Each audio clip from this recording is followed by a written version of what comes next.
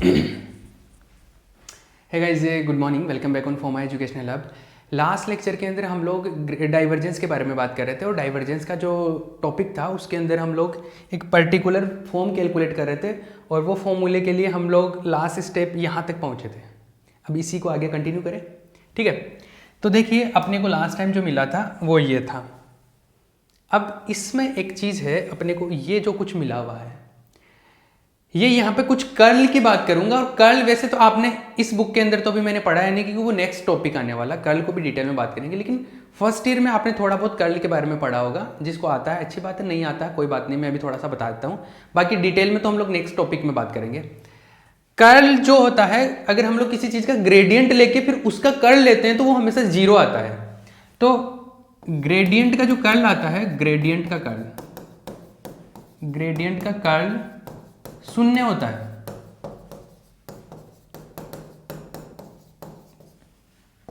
Curl of A gradient क्या होता है? Is zero. कर्ल का ग्रेडियंट, सॉरी, ग्रेडियंट का कर्ल क्या होता है? जीरो होता है। कर्ल के ग्रेडियंट को इस तरीके से लिखा जाता है। जैसे पहली चीज, तो ग्रेडियंट किसका लेते हैं? कि स्केलर क्वांटिटी का।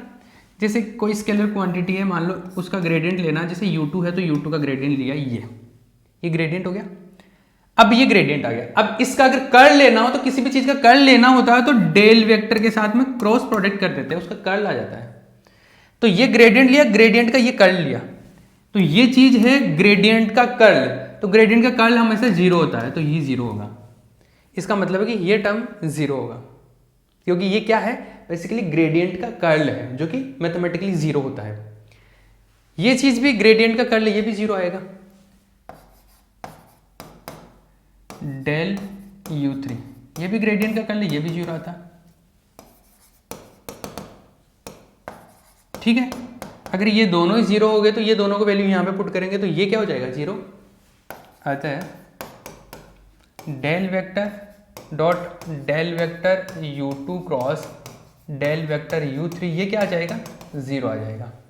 और अगर ये जीरो आ गया तो इसका वैल्यू में इक्वेशन नंबर 7, इसको 7 कर दो, ये 7 में पुट करें तो ये जीरो हो जाएगा। ये टर्म जो है, ये वाला वैल्यू है, ये अगर मैं यहाँ पे रखूँ तो जीरो हो जाएगा ये, और ये जीरो हो गया तो ये टर्म तो हट गया, ये टर्म बचेगा। इक्वेशन नंबर 7 में वैल्यू पुट करूँगा, इक्वेशन नंबर 8 से इसको ऐड कर दो। तो इक्वेशन नंबर 7 एंड 8 से देखिए, by equation 7 and 8, by equation 7 and 8 क्या आएगा? 7 एंड 8 से इसमें del A1 E cap, del A1 E cap left side में, तो ये राइट साइड का पहला टर्म तो जीरो हो गया, ये पहला टर्म जीरो हो गया, ये बचा डेल U2, ये बचा अपने पास में del vector U2 cross del vector U3 dot del A1 H2 H3, ये मिला मेरे को। अब देखिए ये क्या चीज है, ये है क्या? अपने को एक चीज पता है, since we know that what E1 cap जो होता है वो होता है H2 H3 del U2 cross del U3, ऐसा होता है। अगर मैं यहां से बात करूं तो E1 कैप H2 H3 को इधर ले आऊं तो ये बचा del U2 cross del U3, ऐसे बचा। तो ये वाला वैल्यू मैं यहां से पुट कर सकता हूं ना, तो इसको इक्वेशन नंबर 9 कर देते हैं। दिस इज इक्वेशन नंबर 9 और दिस इज इक्वेशन नंबर 10। 9 ये मत करो, 9 करो ये, ठीक है। अब देखिए इक्वेशन नंबर 9 में इस चीज का वैल्यू ये रख दो, तो इक्वेशन नंबर 9 और 10 से by equation 9 and 10, by equation 9 and 10, 9 and 10 से क्या आएगा? देखिए del vector dot A1 E1 cap equal to, इसका वैल्यू रखो E1 cap upon H2 H3, और इसका वैल्यू आ जाएगा del vector A1 H2 H3, ये मिला। पॉज करके कॉपी कर लेना जिसने नहीं किया है, ठीक है। आगे चले। अब देखिए ये मिल गया मुझे इतना, ठीक है। अब मैं काम करता हूं, ये जो है इसको मैं कुछ फाई मान लूँ, कोई प्रॉब्लम है क्या? लेट फाई मत मानो, फाई तो पहले हम लोग किसी चीज को ले चुके, इसको साई मान लेते हैं। Let psi is equal to A1 H2 H3, इसको साई मान लेते हैं। तो ये आ गया del vector A1 E1 cap upon H2 H3, और ये मिल गया मुझे क्या? Del vector dot psi. इसको इक्वेशन नंबर 11 कर दो। कोई प्रॉब्लम किसी को नहीं? सही है, चलो ठीक है, 11 मिल गया। ये साई क्या है? स्केलर क्वांटिटी तो है, एक अदिश राशि है, एक स्केलर क्वांटिटी अदिश राशि है, स्केलर क्वांटिटी, स्केलर क्वांटिटी है। तो ये क्या हो गया? स्केलर क्वांटिटी पे डेल लगाते हैं तो क्या होता है? ग्रेडियंट है। तो इसका मतलब है कि ये क्या है? ग्रेडियंट मिल रहा है। तो ग्रेडियंट कैलकुलेट कर लो, इसका ग्रेडियंट कैलकुलेट कर लेते हैं हम लोग। करें? चलो भैया ग्रेडियंट कैलकुलेट करते हैं। तो ग्रेडियंट कैलकुलेट करें तो सिंस साई का gradient of Sai,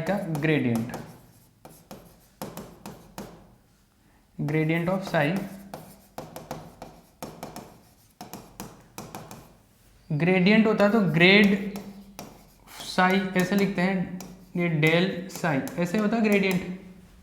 del psi formula calculate किया था। अब इसका जो फॉर्मूला है वो ऐसा आएगा, E1 cap upon H1 del by del U1, और जिसका ग्रेडियंट लेते हैं वो आ जाता है साई, साई आ गया यहाँ पे, ठीक है, plus E2 cap upon H2 del psi by del U2, E3 cap by H3 del psi by del U3, ऐसा आ गया। क्लियर है क्या? ठीक है। अब देखो ये तो मैंने डेल साई कैलकुलेट किया। मैं क्या करने वाला हूं, मुझे इसका वैल्यू चाहिए और फिर मैं यहाँ पे रखूंगा। इसका वैल्यू कैलकुलेट कर लिया तो फिर इसका वैल्यू आ जाएगा लेफ्ट वाले का, और लेफ्ट वाले का आ गया तो मैं वहां पे ले जाके रख दूंगा जहां से मैं उठा के लाया था इसको। तो देखिए डेल साई तो आ गया मेरे पास में। मैं अगर E1 कैप से डॉट प्रोडक्ट कर दूं इसका, तो E1 कैप के साथ डॉट प्रोडक्ट कर दूंगा तो ये पूरा आ जाएगा। तो E1 कैप के साथ डॉट प्रोडक्ट करने पर उपरोक्त का E1 कैप के साथ अदिश गुणनफल करने पर, अदिश गुणनफल करने पर taking dot product of above equation with E1 cap. तो E1 कैप के साथ में डॉट प्रोडक्ट करके आएंगे तो क्या आएगा? देखिए E1 कैप का इसके साथ में डेल वेक्टर डॉट साई का किया हमने डॉट प्रोडक्ट, तो आया देखो E1 सबके साथ में जाएगा, तो ये आएगा E1 cap dot E1 cap पहले टर्म के साथ में upon H1 del psi by del U1, plus E1 cap dot E2 cap upon H2 del psi by del U2, plus E1 इसके साथ भी E1 cap E3 cap upon H3 del psi by del U3। ये आ गया। Clear है? अब अपने को पता है कि डॉट प्रोडक्ट में ऐसा होता है कि E1 cap dot E1 cap जो होगा वो तो होगा 1, खुद का खुद के साथ में डॉट प्रोडक्ट। E1 कैप का E2 कैप के साथ में आएगा 0, और E1 कैप का E3 कैप के साथ में क्या आएगा? 0। ये मैं पहले भी बता चुका हूँ, जब हमने curvilinear orthogonal curvilinear coordinate system पढ़ा था वहाँ पे ये चीज़ें बताई थी मैंने। तो यहाँ पर ये तो हो जाएगा 1 और ये होगा 0 0, तो ये दोनों टर्म तो हट जाएंगे। ये इसमें ये तो हो जाएगा 1 और ये बचेगा। तो E1 cap del vector psi equal to बचा 1 upon H1 del psi by del U1, ये बचा, ठीक है, ये मिला। तो अपने को जो वैल्यू मिला उसको लिख दो, इसको इक्वेशन नंबर कुछ कर दो, इक्वेशन नंबर 11 तक हो गया था, इसको इक्वेशन नंबर 12 कर दो। जिसने कॉपी नहीं किया है इसको पॉज करके कॉपी कर लेना। इक्वेशन नंबर 12 मिल गया अपने को, ठीक है। इक्वेशन नंबर 12 इक्वेशन नंबर 11 में पुट करेंगे तो इक्वेशन 11 एंड 12 से बाय इक्वेशन 11 एंड 12 देखिए क्या मिला। ये जो वैल्यू है ये ऊपर वाला पूरा कैलकुलेट कर लिया, नीचे H2 H3 आएगा, तो ऊपर वाला पूरा कैलकुलेट किया तो ये आ गया अपने पास में del vector dot A1 E1 cap का जो वैल्यू है, इधर से ऊपर वाले का जो वैल्यू मिला वो तो ये मिल गया अपने को del psi by del U1 और नीचे H1 और H2 H3 पहले से था H2 H3, ठीक है, ये मिल गया। साई का वैल्यू भी पुट कर दो, साई का वैल्यू जो माना था हमने A1 E1 कैप है तो 1/H1 H2 H3 और साई का वैल्यू जो था वो था डेल साई का वैल्यू था A1 H2 H3, ये था। ये इसका वैल्यू मिला है, ये वैल्यू इसको इक्वेशन कर दो, इक्वेशन नंबर 13 नंबर का समीकरण है। अब देखिए 13 नंबर का समीकरण तो मिल गया। ये वाला वैल्यू हम लोगों ने कहां से लिया था, वहां पे ले जाके इसका वैल्यू पुट करेंगे। लेकिन इसी प्रकार अगर हम लोग करें, ये 1 के लिए आ गया तो देखो इसी प्रकार सिमिलरली हमारे पास में ऐसे दो टर्म और थे जिसमें A2 E2 कैप लिखा हुआ था, यहाँ पे 1 1 की जगह 2 2 था, तो 1 1 की जगह 2 2 आया था। तो देखो इसमें H1 H2 H3 ये तो सबके लिए सेम सा है, तो ये तो इसके लिए भी H1 H2 H3 आएगा। इसमें चेंज होगा कि यहाँ पे U1 1 का था तो 1 के रेस्पेक्ट में डिफरेंशिएशन हो रहा था, तो यहाँ पे 2 का है तो 2 के रेस्पेक्ट में डिफरेंशिएशन हो जाएगा। और यहाँ पर देखिए A1 का था तो 1 था, यहाँ पे 2 का होगा तो 2 आ जाएगा। बाकी यहाँ पे 1 था तो बाकी के जो दूसरे बच के वो उनके H आ रहे थे, तो यहाँ पे 2 का आया है तो बाकी दूसरे बच के उनके H आएंगे, तो यहाँ पे H1 और H3 आएगा। इसी तरीके से एक और देख लो A3 E3 का, ये कैसे आएगा आप खुद आइडिया लगाने की कोशिश करो। बाहर तो सेम आएगा ये 1/H1 H2 H3, फिर डिफरेंशिएशन 1 वाले में 1 के रेस्पेक्ट में, 2 वाले में 2 के रेस्पेक्ट में, 3 वाले में 3 के रेस्पेक्ट में। यहां पर A1 है तो A1, A2 है तो A2, A3 है तो A3 आ जाएगा। बाकी यहां पर 1 था तो 1 वाला है, बाकी H वाले दूसरे आए हैं। यहाँ पे 2 था तो A का 2 आया है, यहाँ पे H दूसरे आए हैं, H2 नहीं आता इसमें। तो यहाँ पर 3 है तो H3 नहीं आएगा, बाकी वाले आएंगे, मतलब H1 और H2 आएंगे इसमें। इसको इक्वेशन नंबर 14 कर दो और इसको इक्वेशन नंबर 15 कर दो। ये हो गए 13, 14 और 15, 13, 14, 15 से हम लोग वैल्यू पुट करेंगे इनके। कहाँ पे थे वो देखना पड़ेगा कहाँ पे थे। एक बार पॉज करके इसको कॉपी कर लेना भैया, ठीक है।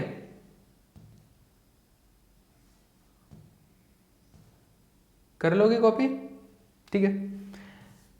हाँ अपना ये था, कौन से इक्वेशन में था, ये आ रहा था इक्वेशन नंबर, इसमें देखिए इक्वेशन नंबर 5 में है ये वैल्यूज, समीकरण 5 में है, समीकरण 5 में है ये सारे वैल्यू। तो समीकरण 5 में पुट करेंगे, इक्वेशन नंबर 5 में पुट करेंगे ये सब वैल्यूज।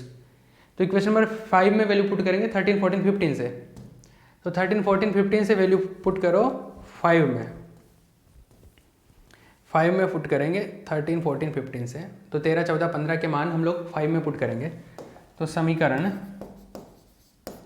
13, 14 व 15 से मान समीकरण 5 में रखने पर, 5 में रखने पर putting the values of equation number 13, 14, 15 in equation number 5, ये तो इंग्लिश में लिख सकते हो। 13, 14, 15 के वैल्यूज हम लोग इक्वेशन नंबर 5 में पुट करेंगे।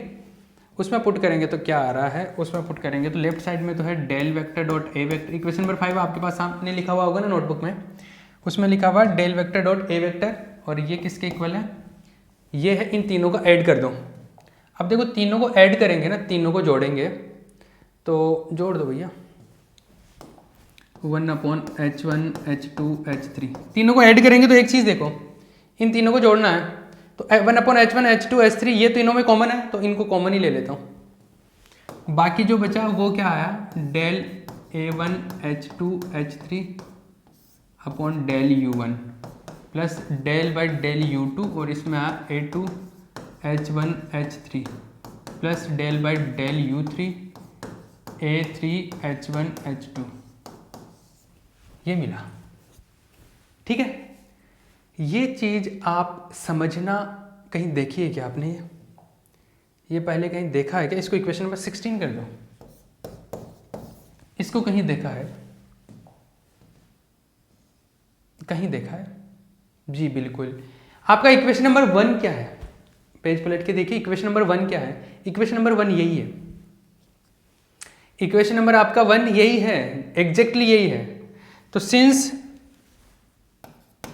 समीकरण जो 1 है, समीकरण 1 व 16 की तुलना करने पर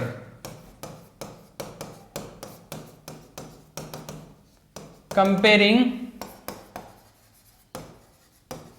इक्वेशन 1 एंड 16, जो 1 है ये देखो ऐसा था 1, ये था, तो 1 में भी ये सेम ही था, यही था। राइट साइड इक्वल है तो लेफ्ट साइड भी इक्वल होगा। अरे राइट साइड इक्वल है तो लेफ्ट साइड LHS भी इक्वल होगा। तो मैं इक्वेशन नंबर 1 यहाँ पे लिखूंगा नहीं, आपके पास पहले लिखा हुआ है, बट मैं इसको हटा देता हूँ वापस से, ठीक है, क्योंकि आपके पास तो लिखा हुआ है ना, ये बस आपको दिखाने के लिए कर रहा था। तो राइट साइड RHS इक्वल है, लेफ्ट साइड भी इक्वल होगा, तो लेफ्ट साइड में उसमें तो है डाइवर्जेंस आता है, उसमें लेफ्ट साइड में है डाइवर्जेंस ऑफ ए वेक्टर, और इसमें लेफ्ट साइड में क्या है, del vector dot a vector. ये आ गया, हो गया प्रूव, ठीक है, ये प्रूव्ड।